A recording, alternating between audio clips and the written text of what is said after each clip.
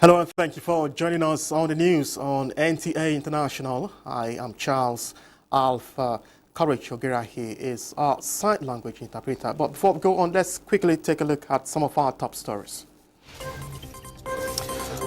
Vice President Shettima attends 79th United Nations General Assembly. Civil society situation room commends electoral umpire for deploying of bimodal voter accreditation system for the governorship polls. And China unveils fresh stimulus to boost ailing economy.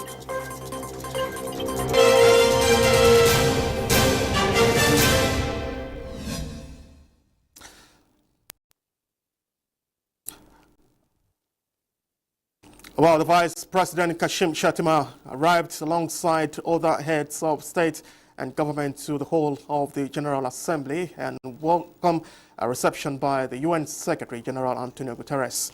World leaders gathered from Tuesday 24th to Saturday 28th September and on Monday 30th September 2024 to engage in the annual high-level general debate under the theme Leaving No One Acting Together for the Development and Human Dignity for Present and Future Generations. The Vice President is representing President Bola Tinubu at the United Nations General Assembly.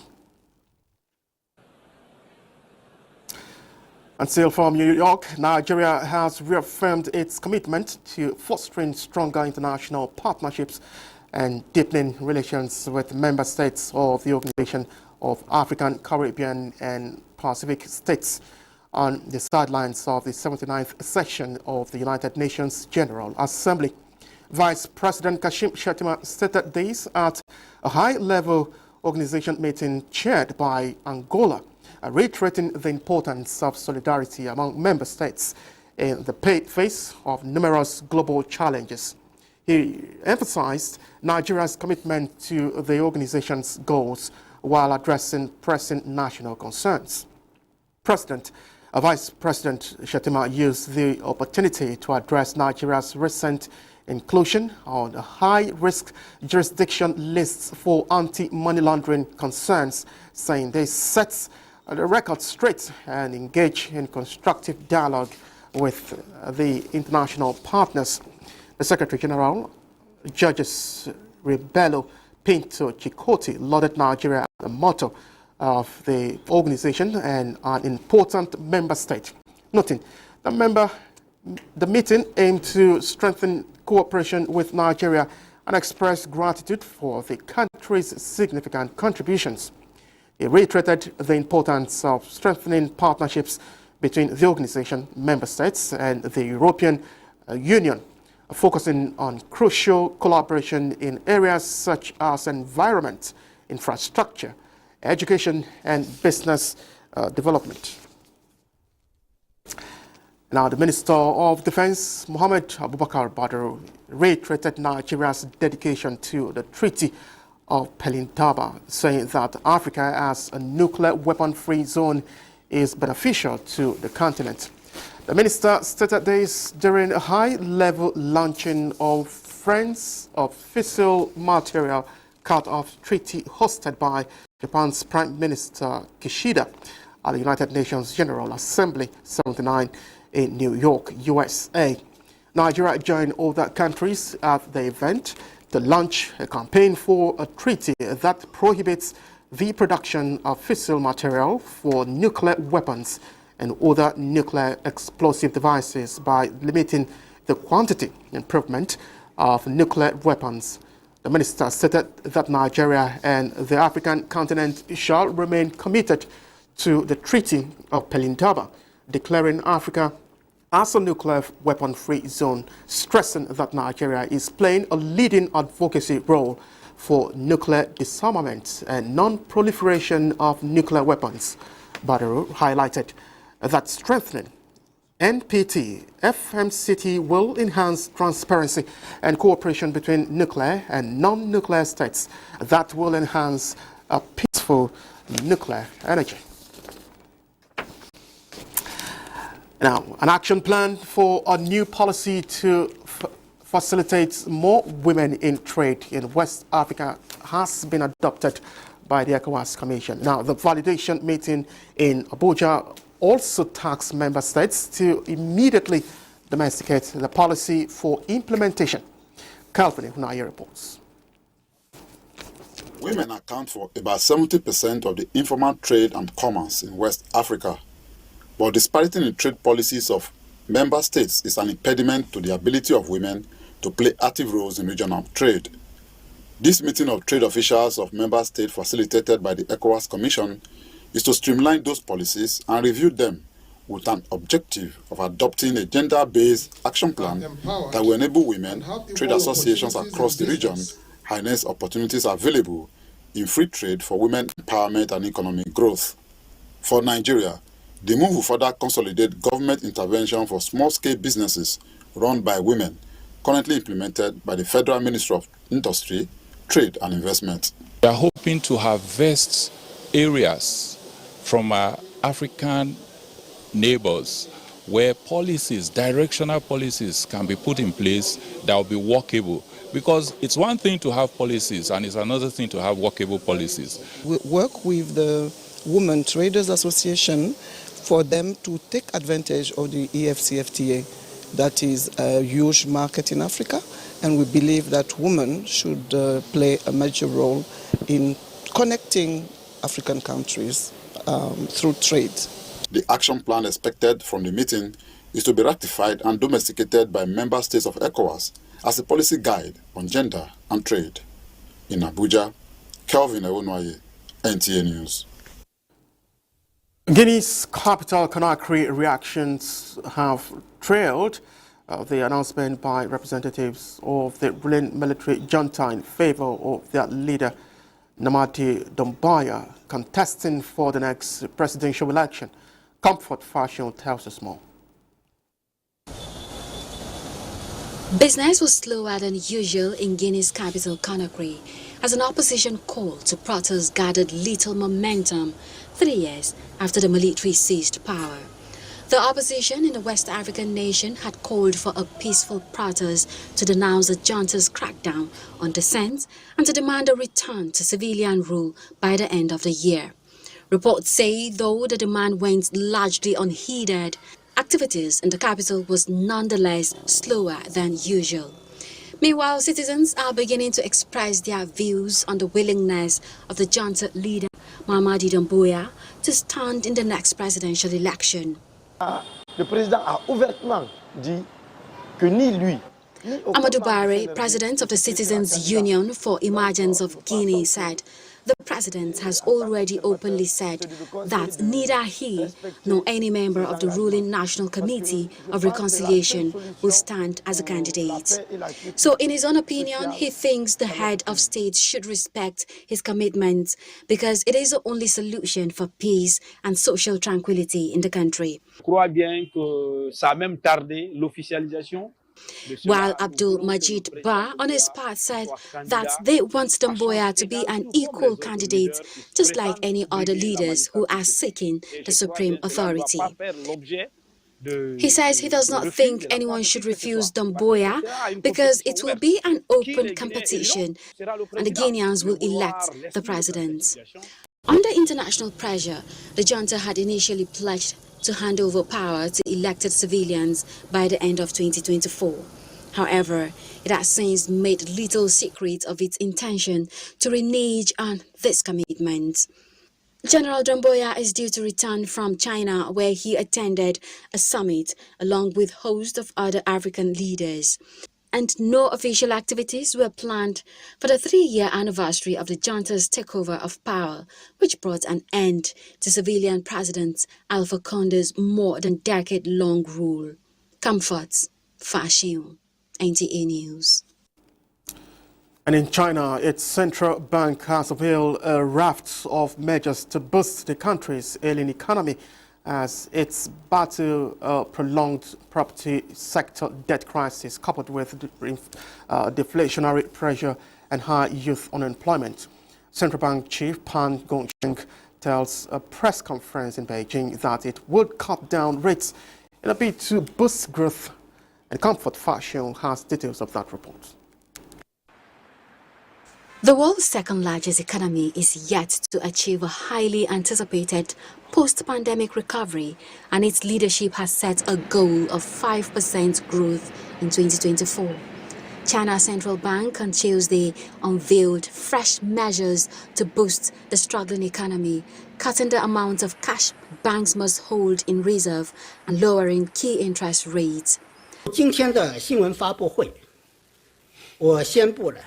Pan Gongsheng told a news conference in Beijing that China will reduce the reserve requirement ratio and the policy interest rate and drive the market's benchmark interest rate downward. He added that the reserve requirement ratio will be cut by 0.5 percentage point in the near future to provide long-term liquidity to the financial markets of about $1 trillion. Pan says Beijing would also lower the interest rate of existing mortgage loans and unify the down payment ratios for mortgage loans, and that it will guide commercial banks to lower the interest rate of existing mortgage loans to the vicinity of the interest rate of newly issued loans. The move will inject around $1 trillion, that's the equivalent of $141.7 billion in long-term liquidity into the financial markets. And Pan shows that the decision is expected to benefit 150 million people across the country and lower the average annual household interest bill by about 150 billion yuan. Reports say that China's economy is battered by a prolonged property sector debt crisis, continued deflationary pressure, and high unemployment rates. Comfort, Fashion, NTA News. And back in Nigeria, President Bola Tinubu has transmitted an additional 2024 supplementary budget proposal for the Federal Capital Territory to the House of Representatives for consideration and passage by lawmakers. Upon resumption, the Green Chamber also adjourned plenary after an abridged session to honor the memory of late Senator Ifeanyi. National Assembly correspondent Betarepe now brings us details of that report. Resumption of plenary after 2 months of parliamentary recess was characterized by the usual exchange of banters among lawmakers. Speaker Tajuddin Abbas thereafter read the President's proposal for an additional 2024 supplementary budget for the Federal Capital Territory. This supplementary budget proposal has been prepared on the basis of the FCT's reviewed revenue and expenditure forecast and is aligned with the fiscal and developmental policies of the federal government and the renewed Hope agenda. With it, the FCTA continues to prioritize improvement of human capital and infrastructure within the Federal Capital Territory. The House then adjourned plenary in line with its tradition to honor late Senator Ifeanyi, who died during the recess. His passing is a great loss to the National Assembly, his family, and the country as a whole. This is the first substantive session after the unfortunate demise of Senator Uba. We're back, with regular plenary sittings, and we have certain areas that we anticipate that we would have, a lot of concentration on. First of all, we're expecting the 2025 appropriation proposal from the President, from the executive arm of government, and we anticipate that should come in sometime about October. Major expectation is MTEF, medium-term financial expenditure framework of the Mr. President, which will now form the basis upon which the budget 2025 will be premised. And we expect that there will be several motions and bills that will come on board after our engagement with our constituencies. The House is one of the most effective part of this government because, we are grassroots oriented. Most of us, we don't have any other place to go to. We must go home. And we feel the impact of everything, positive or negative, directly. So we must act very well. Meanwhile, plenary and other legislative activities will resume on Wednesday, 25th September 2024, with an expected inauguration of a joint ad hoc committee to investigate challenges in the oil and gas sector. From the National Assembly, Mitaire Ikwen, NTA News. We'll take a quick break now. There are still more reports coming ahead. Thank you for staying with us. The Senate today resumed plenary after 2 months of recess to attend to legislative business, among them requests from the President for the confirmation of appointees, including the Acting Chief Justice of Nigeria, Justice Kudirat Kekerekun. The National Assembly correspondent Lami Ali reports. The President of the Senate, Godswill Akpabio, after exchange of pleasantries with colleagues on the first day of plenary, read a string of letters from President Tinubu requesting confirmation of the Acting Chief Justice of Nigeria, the National Coordinator of National Social Investment Program, and 21 others as commissioners of the Revenue Mobilization, Allocation and Fiscal Commission. Also transmitted for parliamentary approval is an additional 2024 supplementary budget of the Federal Capital Territory to improve human capital and infrastructure. The President, however, notified the Senate of his decision to withhold assent to the bill that seeks to increase the retirement age for some categories of staff of the National Assembly and legislative houses across the country from 60 to 65. Upon thorough examination and careful consideration, I have decided to withhold my assent to the bill. This decision is made in accordance with powers vested in me by the Constitution of the Federal Republic of Nigeria. While welcoming legislators from recess, Akpabio urged them to inspire hope in the hearts of Nigerians by reminding citizens that their dreams are valid and aspirations achievable. I implore each and every one of you to continue to reflect upon the weight of the responsibilities that we bear as legislators in the current situation. We are indeed the voice of the people, entrusted with a sacred mandate to advocate for their rights and elevate their living standards.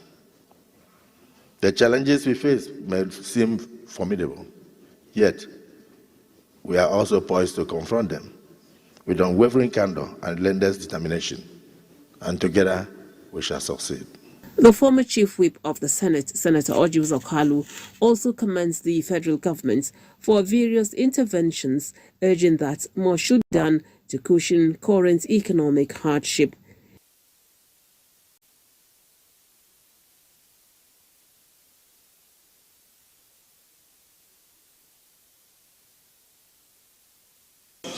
To do what President Tinubu is doing now. It's about courage. But I appeal to federal government, I appeal to the president to know how he can bring succor quickly.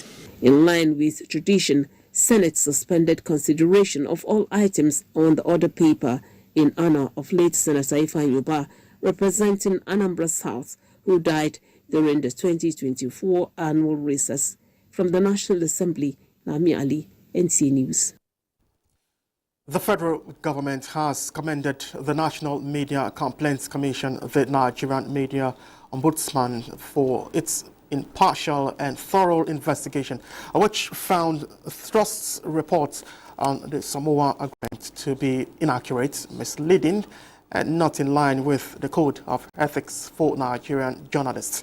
The federal government has equally commended the recommendations made by the NMCC, including the directive to Daily Trust to issue a public apology for its false report on the Samoa Agreement and take measures to prevent future occurrence.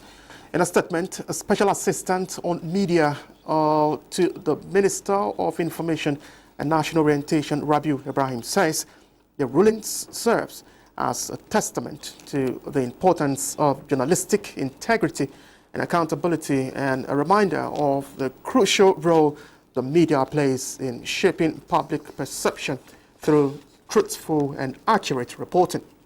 The public, he notes, expects that news outlets will adhere strictly to professional ethics and conduct by ensuring that their reportage is factual, fair, and balanced to avoid injurious reporting such as the one done by Daily Trust could be effectively avoided. The statement adds that the federal government recognizes that a free press is a pillar of democracy, but with this freedom comes the responsibility to report news in a manner that is accurate and devoid of disinformation. Now, there is a consensus among the heads of courts at various levels to continue to work hard to guard the independence and sanctity of the judiciary. This formed the core of the 2024 roundtable for heads of courts in Abuja. And Delia Tumbi of our Judiciary Desk reports. Roundtable for Heads of Court is an annual forum at the instance of National Judicial Institute with the core objective of deepening the leadership competencies and capacities of heads of courts in order to enhance the effective functioning of the Nigerian judiciary. In view of the enormity of issues surrounding judicial leadership, particularly the challenges associated with their roles as heads of courts, the platform avails the heads of court the opportunity to engage in active discussions and cross-fertilize ideas on how best to improve their performance. It also affords them the ample time to collectively map out strategies for the advancement of the judiciary. The forum is of the view that the independence of the judiciary is critical to the rule of law, as only an independent and truly varied judiciary can safeguard the freedoms and rights of citizens and also ensure access to justice for all and sundry. The Heads of Court Roundtable canvasses adequate and prompt funding of the judiciaries in all jurisdictions across the country. As heads of court, you are revered pace setters. You must set down the right examples for your brother judges through your commitment to upholding the principles of justice, accountability, and fairness. Effective court management system must be put in place for courts to swiftly discharge their functions.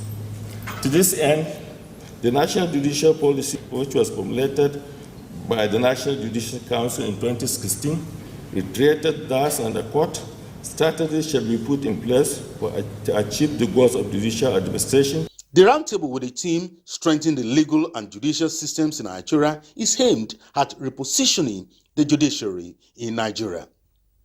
In Abuja, Dele Atumbi, NTA.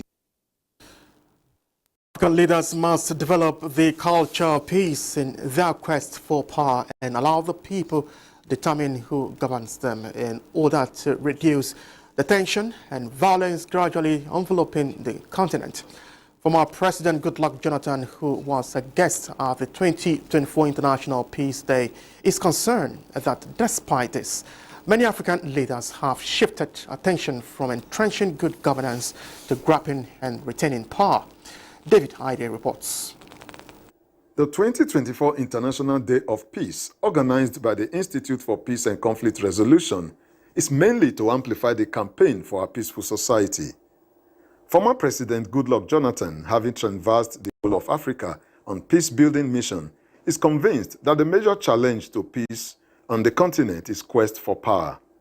The former president wondered why security agencies have to deploy several thousands of their men to achieve peace in the just concluded Edo governorship election, whereas the last presidential election in Senegal without security agencies was peaceful and credible. We, the politicians, must know that what we do wrongly is wrong.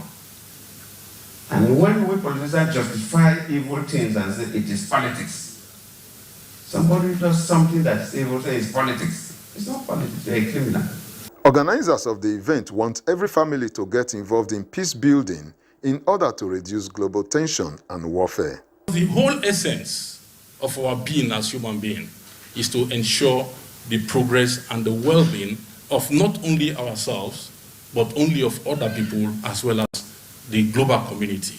And as many peaceful people that we have from the home front, at the diplomatic plane, in the international political arena, they're most likely going to be talking about peace. If really you are representing the people, always allow their will to be done. Don't coerce them or create crisis to get into power. While the former president Goodluck Jonathan became the second fellow of the National Peace Institute after General Yakubu Gowon, the chairman House of Representatives Committee on Banking, Eze Nwanchukwu, emerged the first recipient of the Institute's Peace Award. In Abuja, David Irie, NTA News. The Nigerian Civil Society Situation Room and its accredited member organizations on the September 21, 2024 Edo State governorship elections have commended Independent National Electoral Commission for the deployment of the bimodal voter accreditation system, BVAS, which enabled a relatively smooth accreditation and voting process. This was at the release of its final statement on the election. Timothy Yusuf reports. The Nigeria Civil Society Situation Room and its accredited member organizations deployed observers across the local government areas in Edo State to observe the election.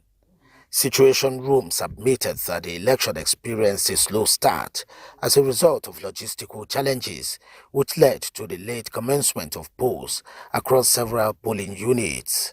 Although the voting process was concluded in a relatively peaceful atmosphere, the results collation process in some local government areas were not peaceful. Situation Room and its member organizations therefore call on INEC to investigate polling officials and collation officers involved in the violations of the guidelines on results collation. The statement called on INEC to invoke its powers under Section 65 of the Electoral Act 2022 to review any declarations and returns where results were not declared voluntarily or violated provisions of the Electoral Act and INEC regulations and guidelines. Situation Room also called on security agencies to keep up providing updates on the prosecution of those arrested during the elections and information on the disciplinary steps taken against its officers who enabled any form of election malpractice. Timothy Yusuf, NTA News. Up next is our weather report.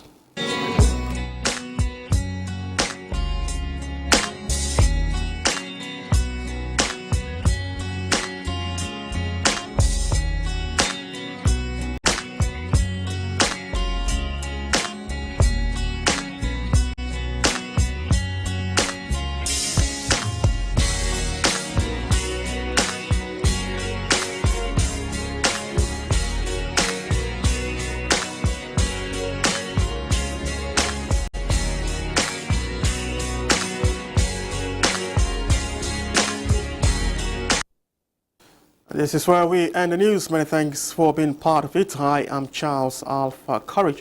He has been which interpreter.